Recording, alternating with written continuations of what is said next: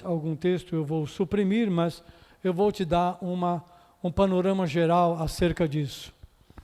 Eu creio que pode ajudar a ter uma visão geral, de maneira resumida, do que a Bíblia fala sobre buscar ao Senhor, a importância e consequências. E também da importância de nos distrairmos, né, com coisas que podem afetar o nosso viver e o nosso dia a dia. O primeiro texto que eu quero colocar aqui como introdução está em Gênesis capítulo 3, versículo 8 a 10. Deus criou o ser humano por meio do Espírito, lançou sobre ele o Espírito de vida. O corpo, a carne, né, feito da terra, e soprou nele o Espírito de vida.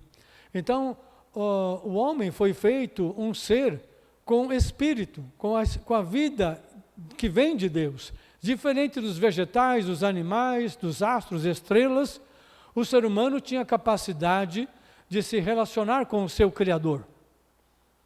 Capacidade de entender, intelectual, emocional, né? Tem uma identidade que Deus concedeu a ele, né?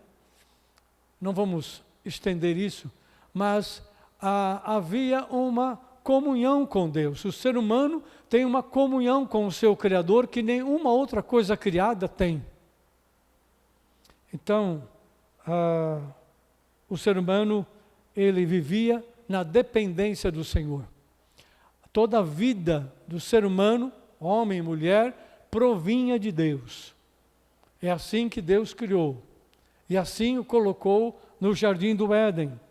E Deus tinha comunhão diária com o primeiro homem, a mulher, como diz o texto aí, de Gênesis 3, versículo 8 a 10, que diz, estou pegando aqui no meio do texto, né? Eles acabaram pecando, se desviando da vontade de Deus, né? Desobedeceram ao Senhor.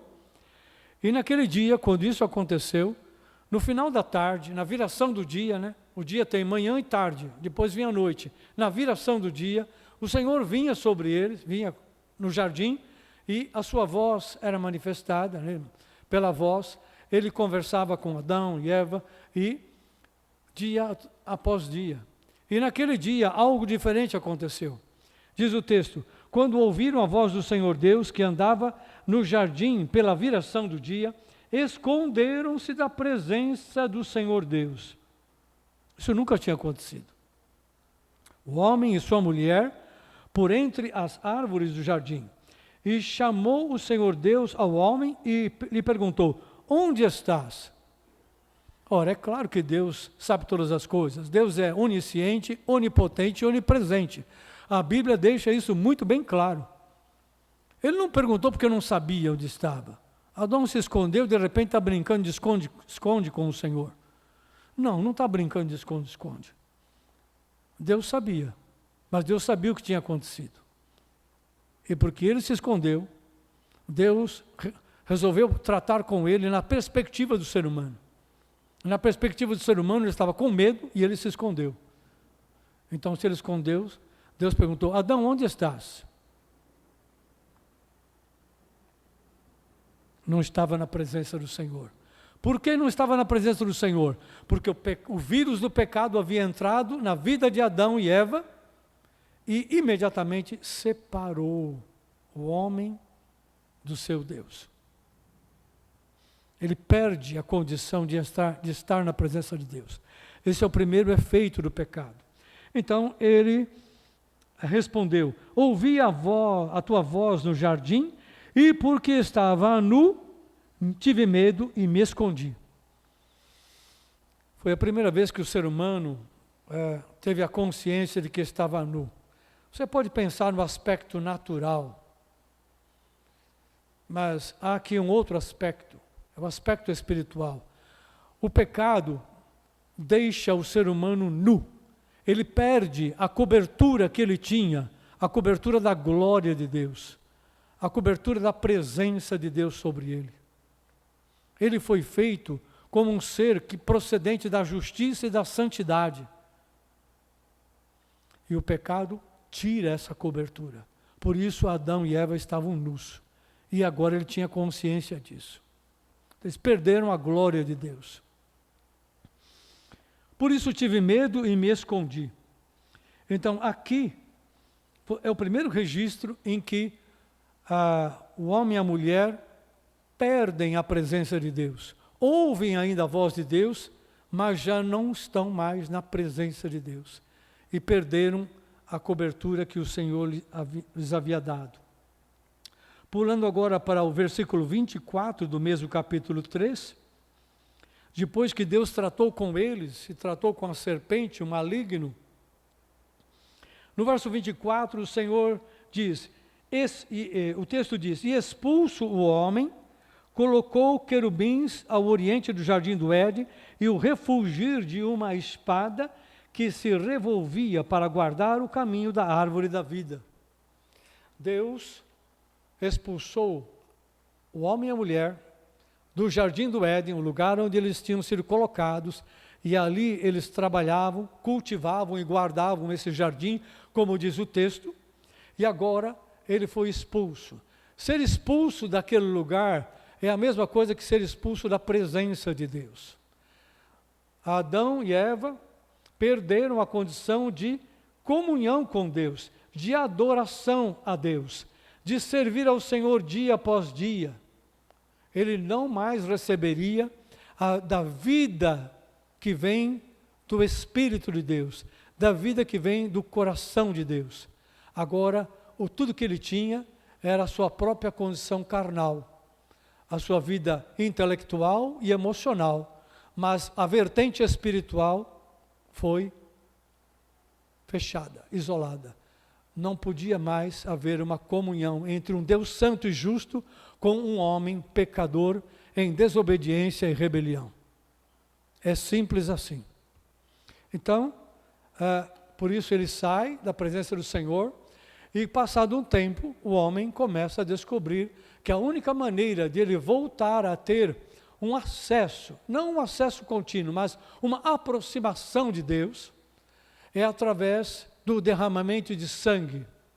A Bíblia explica em outra passagem que a alma que pecar, a vida que pecar, morrerá, ou seja, se apartará da comunhão e da presença de Deus. Terá morte espiritual.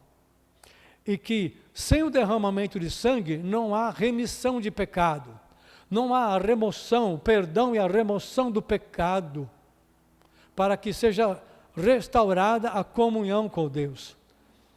E cedo eles aprenderam isso, porque o Senhor mostrou isso para eles.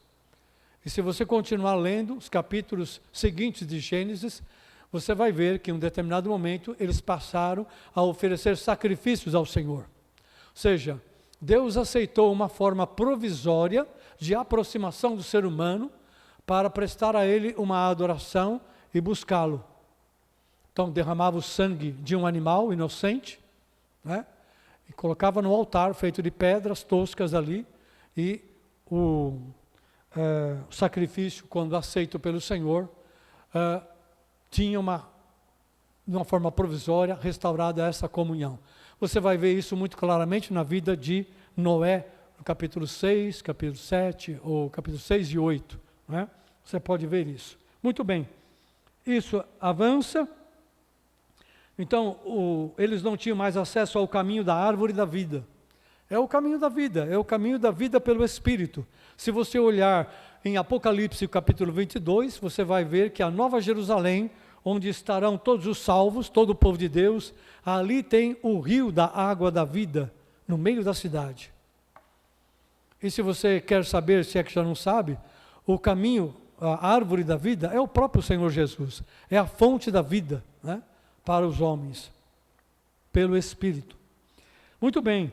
Seguindo em frente, você tem já no chamado Antigo Testamento, a aliança que Deus fez com o seu povo a partir de Abraão, Isaque e Jacó, depois as 12 tribos, e ele retirou esse povo que estava escravizado no Egito para levar até Canaã, na terra prometida por Deus. E ali o Senhor mandou fazer um tabernáculo, ou seja, um templo portátil, provisório, não é? para que eles pudessem usar no deserto e oferecer sacrifícios de animais ao Senhor. Estabeleceu as leis, as ordenanças, não é?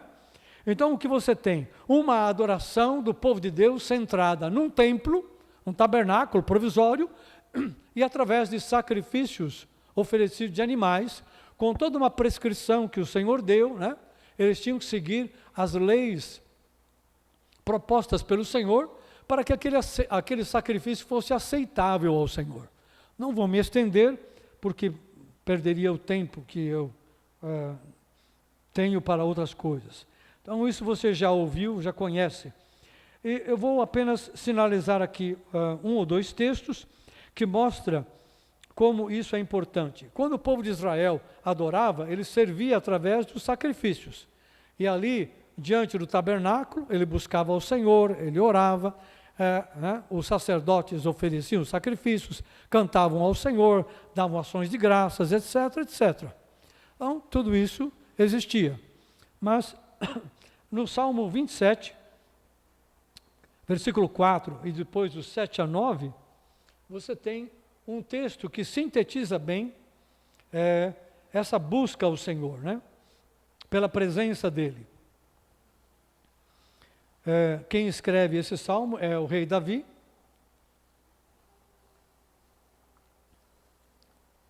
E ele diz no Salmo 27, versículo 4, e depois do 7 ao 9. Uma coisa peço ao Senhor e a buscarei, que eu possa morar na casa do Senhor todos os dias da minha vida, para contemplar a beleza do Senhor e meditar no seu templo. Ouve, Senhor, a minha voz, eu clamo, compadece de mim e responde-me. Ao meu coração me ocorre, buscai a minha presença. Buscarei, pois, Senhor, a tua presença. Não me esconda, Senhor, a tua face, não rejeites com ira o teu servo, tu és o meu auxílio, não me recuses, nem me desampares, ó Deus da minha salvação. Os termos deste salmo, desses versos que eu li, sintetiza bem a condição de um ser humano que tem a consciência de que é pecador, não tem a condição de estar perante um Deus santo, justo e puro, mas se utiliza de uma forma provisória, né, para estar perante o Senhor, através daqueles sacrifícios e no lugar que o Senhor ordenou, e ainda mediado por um sacerdócio, né? Não era o ofertante que ia lá dentro do Santo dos Santos e oferecia, era um sacerdote que oferecia. Então ele tinha esse conhecimento, que ele por ele não podia entrar naquele lugar onde estava o nome do Senhor e a sua presença. Mas ele diz, uma coisa eu peço e a buscarei, o meu anseio é morar na casa do Senhor. O meu anseio é estar lá para contemplar a beleza do Senhor, o seu caráter, a sua formosura, tudo o que Ele é. E para meditar, para aprender dEle. Eu quero ser discípulo dEle, mas eu quero meditar no seu templo, num lugar próximo ao Senhor. Davi sintetiza o anseio profundo do coração do ser humano, que sabe que é pecador, que está longe de Deus, e que sem Deus a sua vida não tem sentido, não tem rumo, não tem norte, não tem razão de ser. Tudo que você enfrenta aqui é algo que parece que não leva a nada, não produz nada. É canseira e enfado, é pura vaidade atrás de vaidade. Davi tinha esta consciência, e não somente. E nesse texto ele sintetiza isso. Por isso ele diz que no coração dele, é como se o Senhor tivesse falado com ele. De fato falou, né? Buscai a minha presença. Faça isso. E ele diz, buscarei, pois, a tua presença, Senhor. Ele foi motivado, né? Encorajado a buscar ao Senhor. Por quê? Porque ao buscar ao Senhor, aqueles anseios do coração, aqueles desejos que ele tinha em relação à comunhão com Deus, seriam respondidos, seriam satisfeitos, ele seria suprido. E desta maneira, ele também mostra que ele não queria ser rejeitado.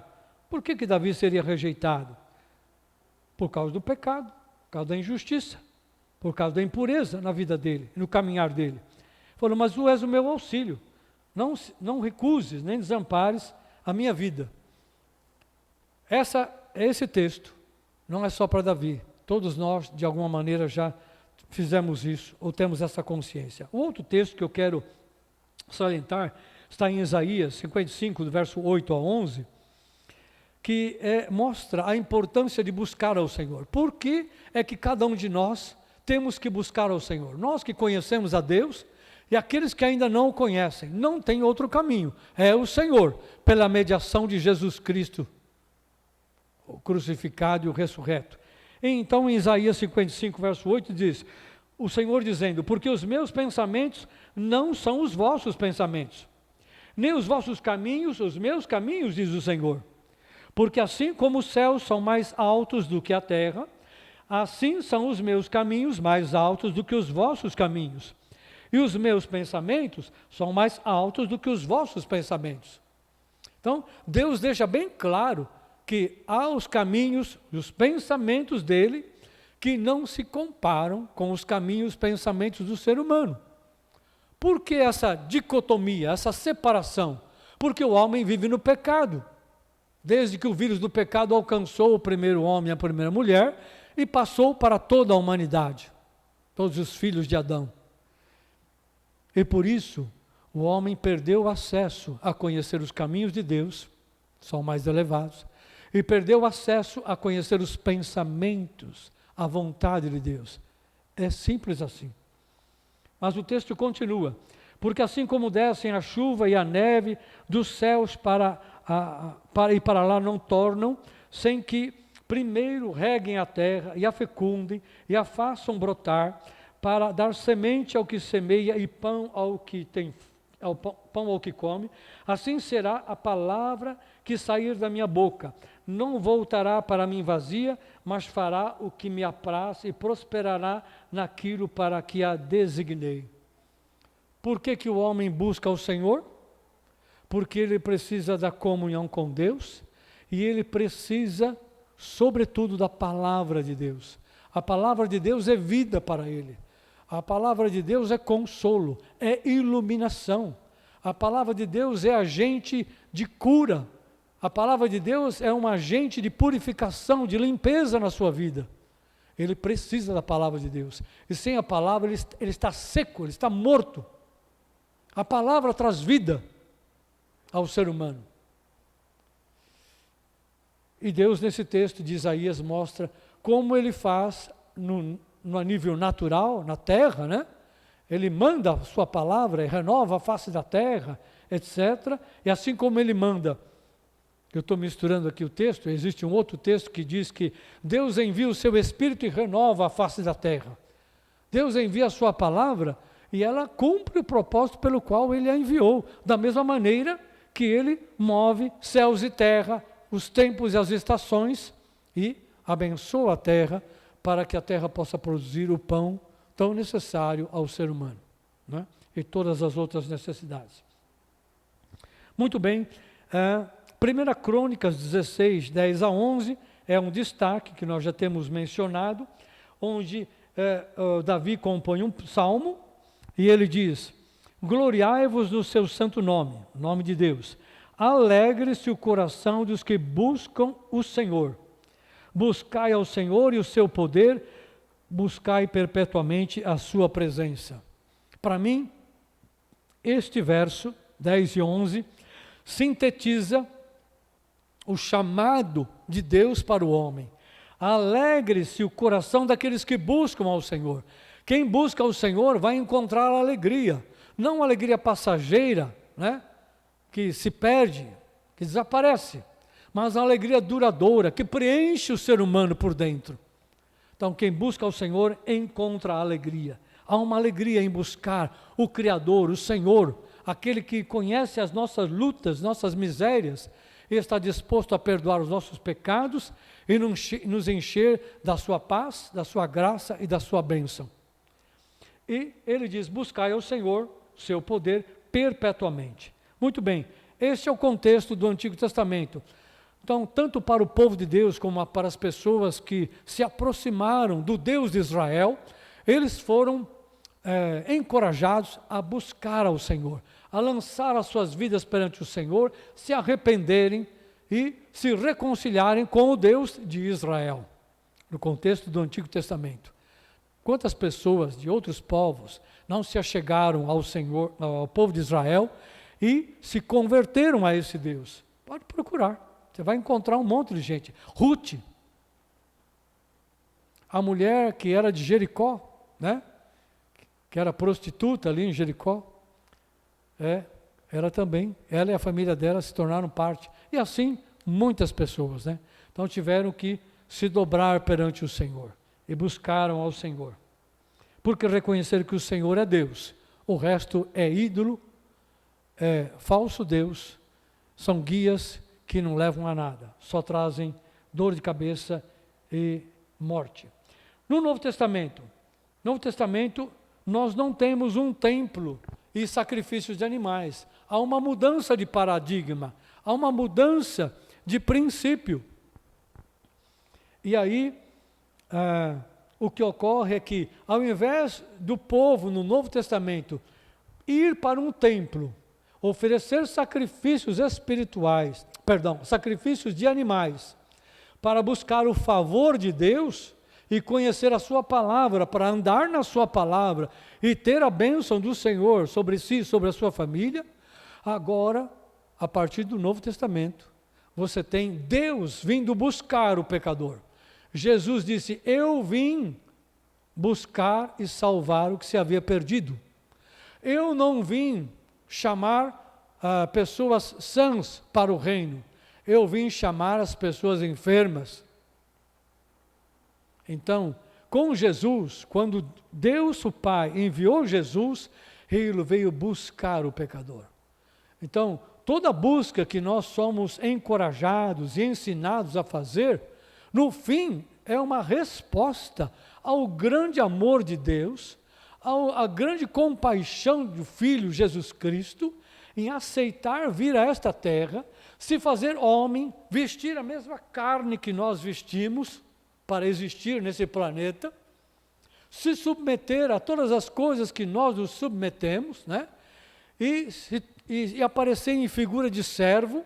Ele que era o Filho, tinha toda a glória, deixou tudo e se colocou como servo, para manifestar a vontade do Pai, o amor de Deus, a palavra, o anúncio do reino de Deus, e sobretudo para que como servo,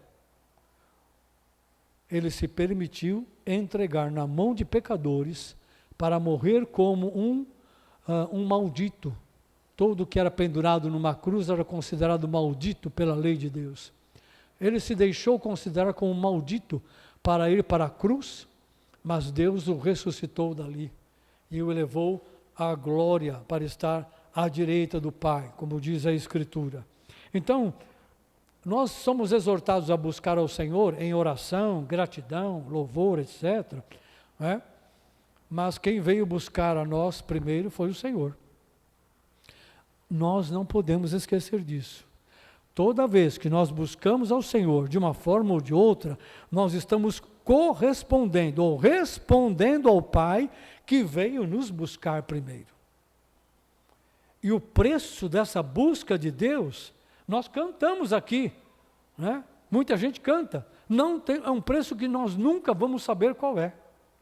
Não tem preço. A vida do Filho de Deus não tem preço, é um altíssimo preço, que nenhum ser humano poderia pagar. Então, buscar o pecador custou muito caro para Deus, mas Ele fez isso porque era a sua criação.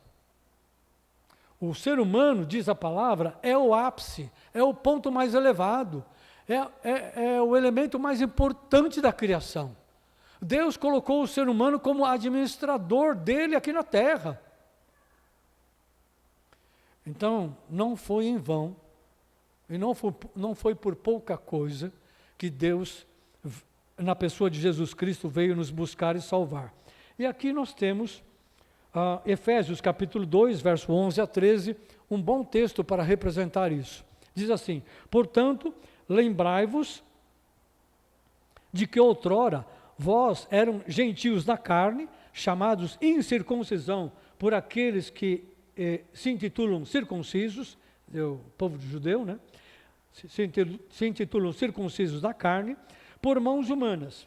Naquele tempo, estáveis sem Cristo, separados da comunidade de Israel e estranhos às alianças da promessa, não tendo esperança e sem Deus no mundo.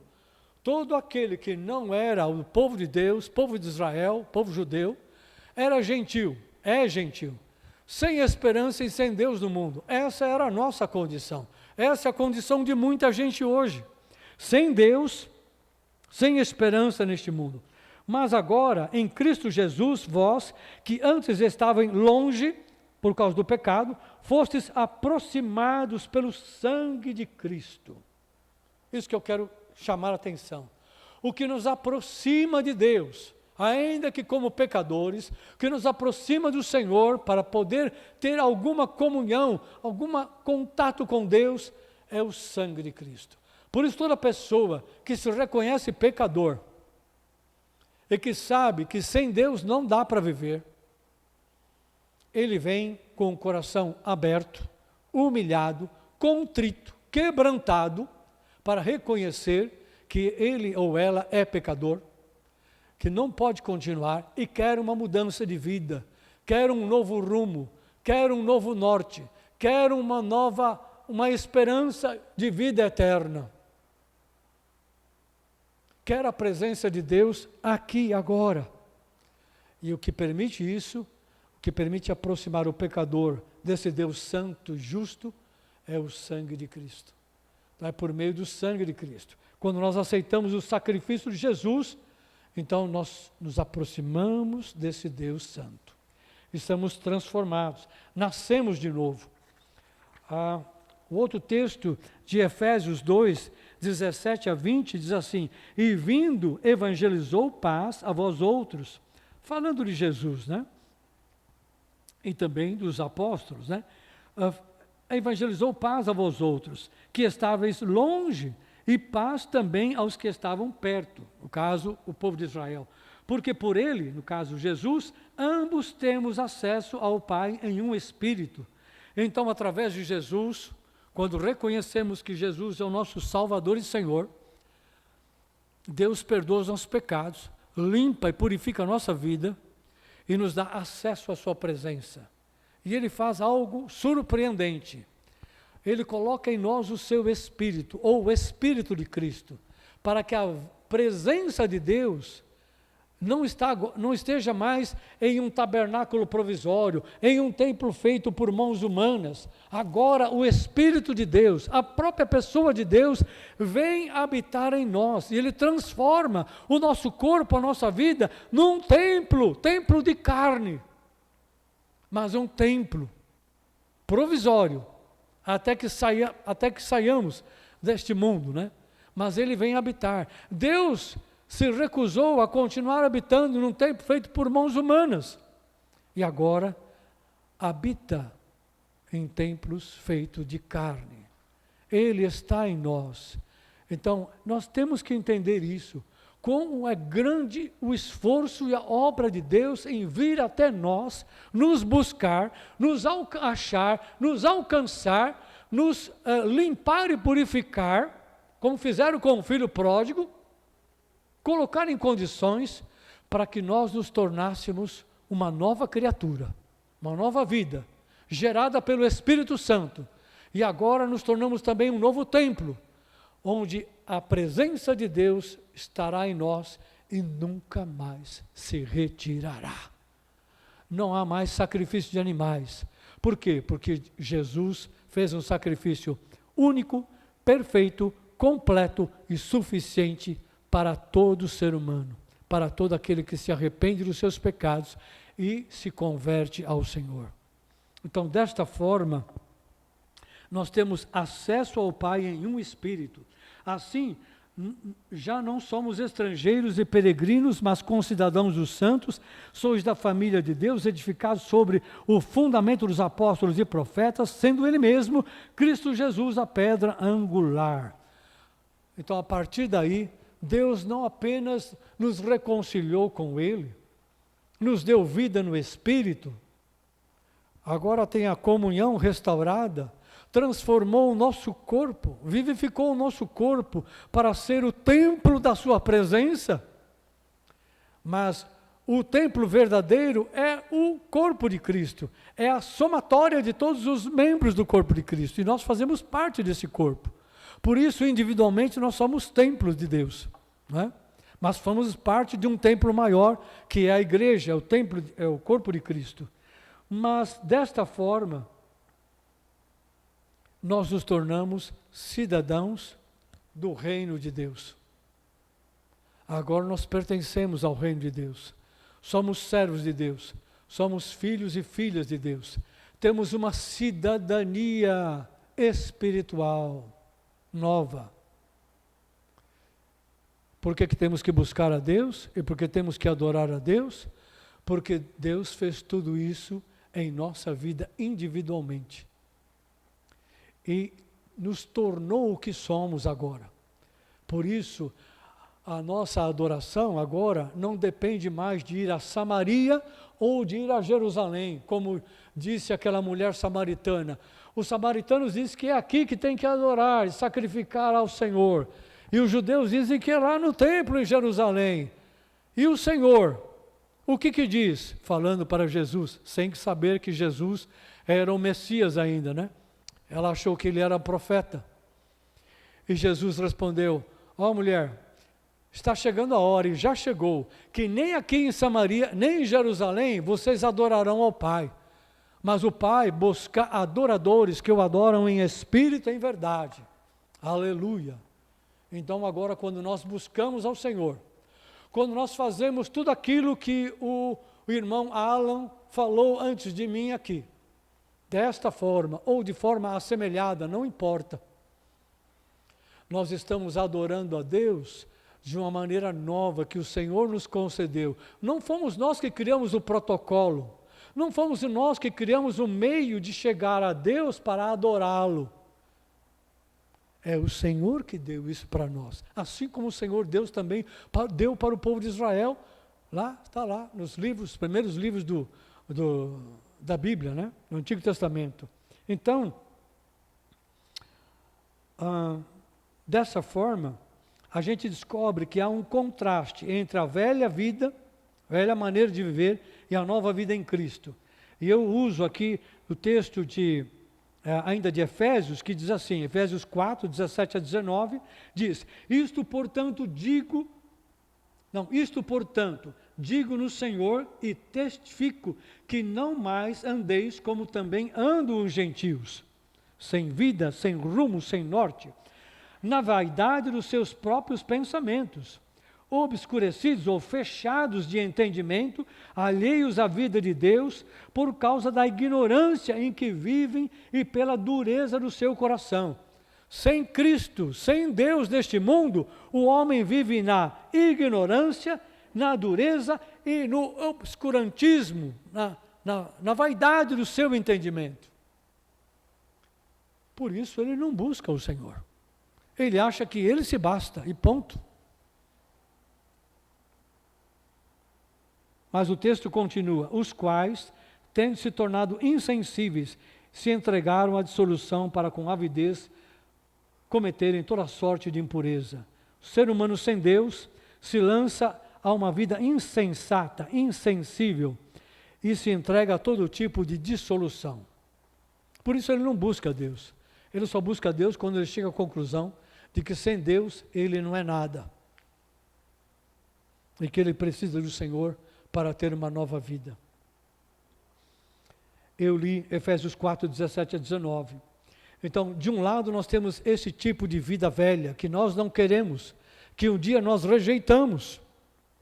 Por outro lado, nós ganhamos uma nova vida. Agora somos filhos e filhas de Deus, cidadãos do reino.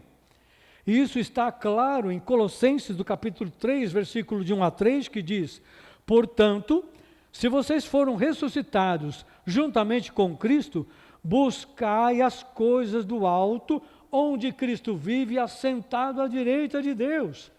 Pensai nas coisas lá do alto, e não nas que são aqui da terra, porque morrestes, a vossa vida velha morreu. Agora você tem uma nova vida, e a vossa vida está oculta juntamente com Cristo em Deus. Aleluia! Por que é que temos que buscar a Deus de todo o coração e de forma contínua?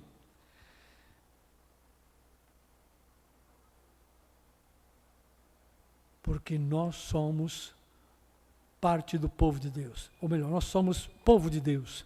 Nós somos cidadãos do reino. Jesus é o nosso Rei e Senhor. Nós nos tornamos o templo de Deus. O Espírito Santo nos guia à presença de Deus.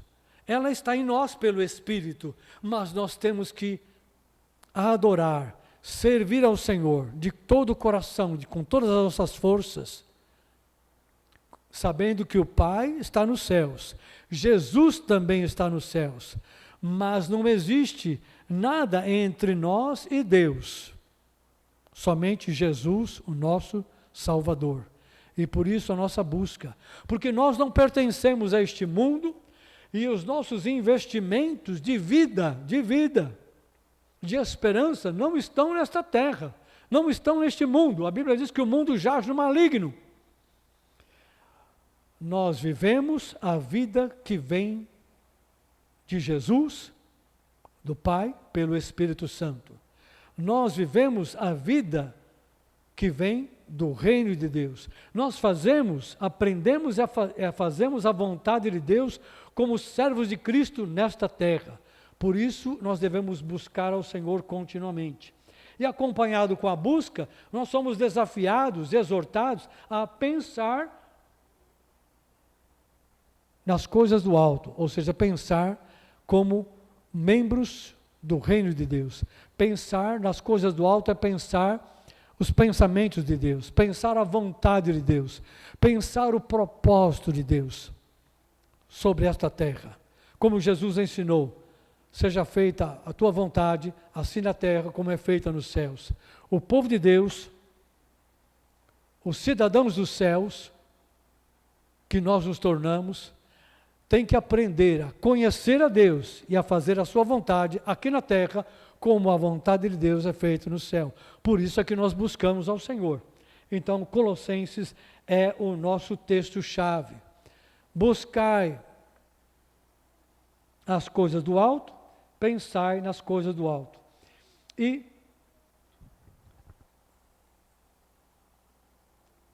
isso exige algo que é um grande desafio para nós. Eu falei que ia falar sobre duas atitudes. Buscar ao Senhor continuamente, buscar a Deus, né? Esses textos falam mais do que as minhas próprias palavras.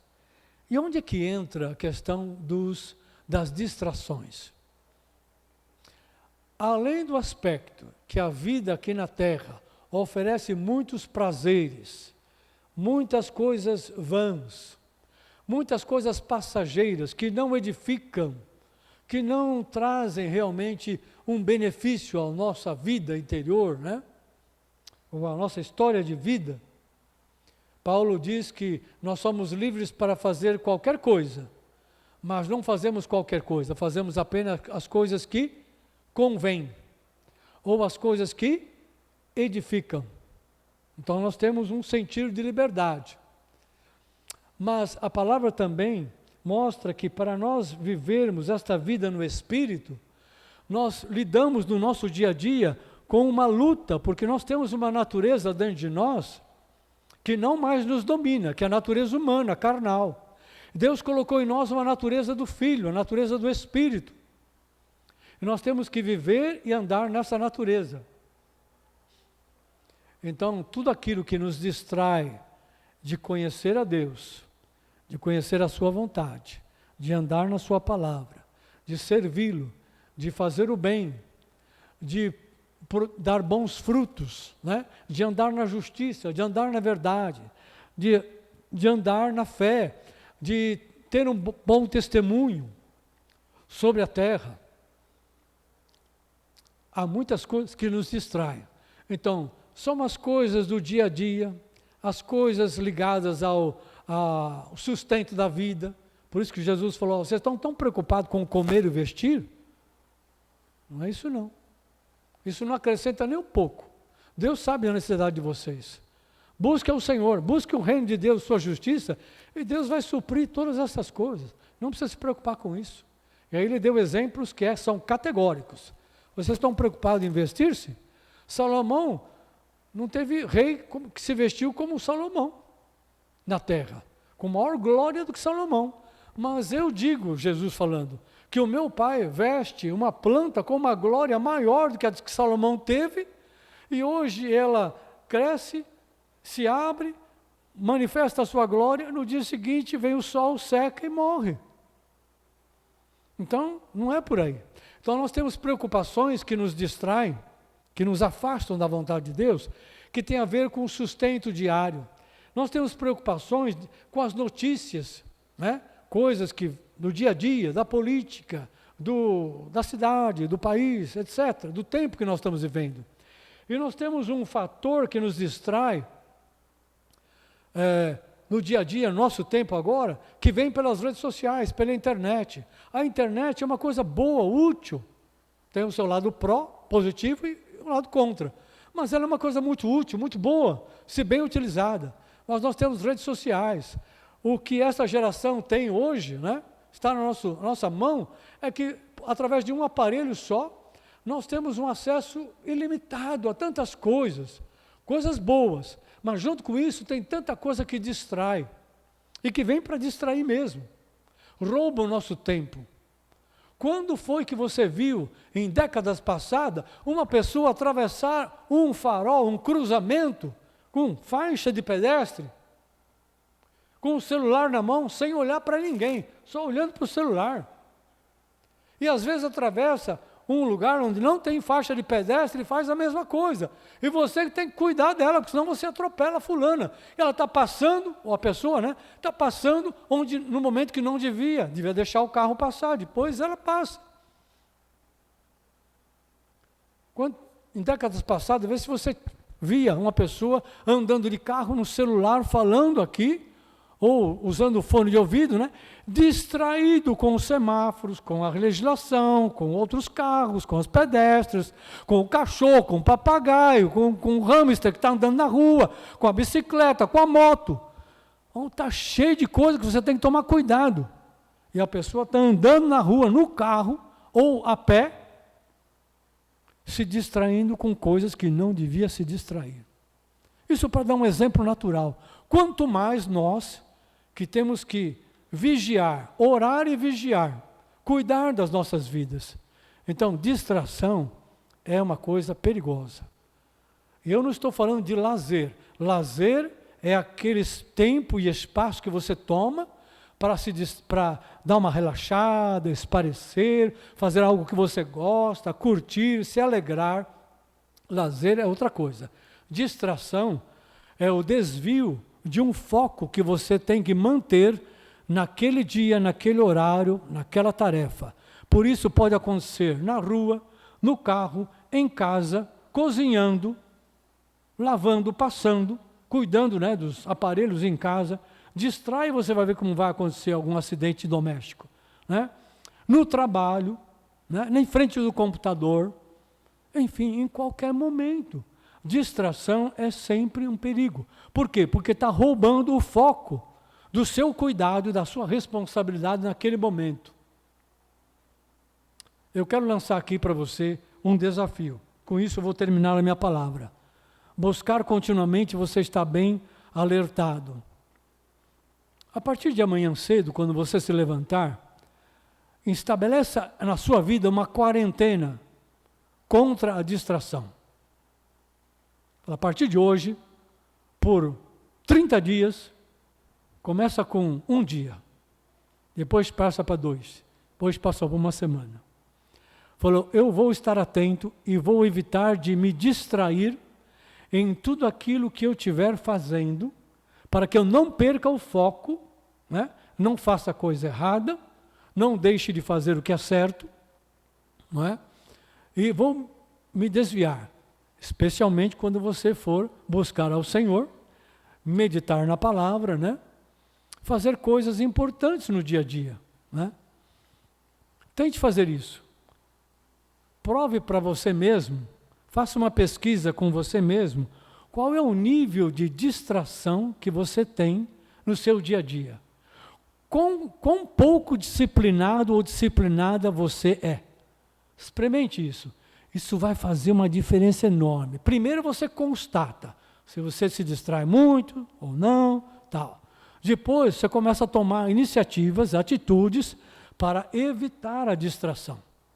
Não, estou trabalhando, meu patrão me paga para trabalhar e produzir, não para distrair e perder o foco. Isso você já entendeu, né? E assim por diante. Faça isso. Pastor, que benefício eu vou ter aí? Você vai se tornar uma pessoa mais focada, mais dirigida, mais concentrada, mais disciplinada. E toda a responsabilidade que você tem na vida, pequena ou grande, em qualquer contexto, você vai ser uma pessoa mais focada. Isso vai te ajudar muito nas coisas espirituais, no seu contato com a palavra, na sua busca a Deus, na sua responsabilidade diante de Deus. Isto dá uma reviravolta enorme. Eu sei disso, eu sei. Então, estou te propondo. Tenta fazer. E se você cair, não conseguir, não tem problema. No dia seguinte, começa de novo. Quarentena da não distração. Está a fim de encarar? Está a fim de se tornar mais disciplinado ou disciplinada?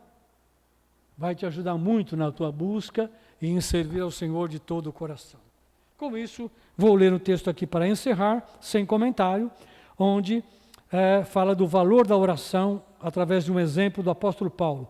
Por esta razão, também nós, desde o dia em que ouvimos acerca da conversão, né, de um povo lá, povo de Colossos, não cessamos de orar por vocês e de pedir que transbordeis do pleno conhecimento da vontade do Senhor, em toda sabedoria e entendimento espiritual, a fim de viverdes de modo digno do Senhor, para o seu inteiro agrado, frutificando em toda boa obra e crescendo no pleno conhecimento do Senhor, sendo fortalecidos com todo o poder, segundo a força da sua glória, em toda a perseverança e longanimidade, com alegria, dando graças ao Pai, que vos fez idôneos, capazes, da parte que vos cabe, da herança dos santos na luz. Colossenses 3, de 1 a 3. Aleluia. Glória a Deus. Bendito seja o Senhor. Perdão, não é Colossenses 3, é Colossenses 1. Eu errei aqui. É Colossenses capítulo 1 e não Colossenses 3. Esta é a oração do apóstolo Paulo em favor da igreja de Colossos, né? Mostrando como ele orava, que importância ele dava a esse povo e a forma e o que ele pedia a Deus por esse povo. Usa isso como uma referência. Vai ser uma bênção para você. Glória a Deus. Vamos orar encerrando esta parte. Que o Senhor te abençoe e te ajude a, dia após dia, te dê força e encorajamento para buscar ao Senhor de todo o coração e para aprender a ser disciplinado e focado. Não se desvie, não se distraia. Glória a Deus. Querido Pai, em nome de Jesus, é com alegria que nós podemos estar aqui nesta manhã, também repartindo a Tua palavra.